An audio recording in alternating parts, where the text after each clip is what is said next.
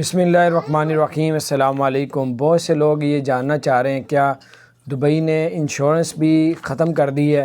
جیسے کہ آپ لوگوں کو معلوم ہے کہ آسانی پیدا کر دی ہے کافی زیادہ، اور بہت سا خبروں میں یہ بھی آ رہا ہے کہ دبئی حکومت نے جو ہے ٹورسٹ ویزا وزٹ ویزے کے لیے جو یہاں سے روانہ ہوں گے ان کو انشورنس کروانے کی ضرورت نہیں۔ کیا اس میں حقیقت ہے؟ اس کے بارے میں آج بتائیں گے آپ کو، اور اس کے علاوہ کیا کیا آسانیاں پیدا کی وہ سب بتائیں گے آپ کو۔ سب سے پہلے بتاتے چلیں انشورنس کوئی اس میں حقیقت نہیں ہے، کسی نیوز میں نہیں آیا، کسی خلیج ٹائم میں یا انہوں نے آفیشیلی کوئی اعلان نہیں کیا، تو اس لیے آپ انشورنس کروا کے ہی جائیں گے، کیونکہ وہ آپ کی دیکھتے ہیں انشورنس، اور پھر اگر نہیں ہوئی ہوگی تو رپورٹ بھی کر سکتے ہیں۔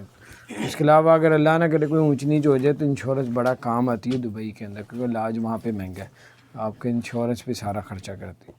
اور جیسے کرونا PCR کا ٹیسٹ ختم کر دیا ہے، ریپڈ ٹیسٹ بھی ختم کر دیا ہے، لیکن جب آپ دبئی ایئرپورٹ میں پہنچتے ہیں تو وہاں پہ شاید آپ کا میں بھی کیا جائے۔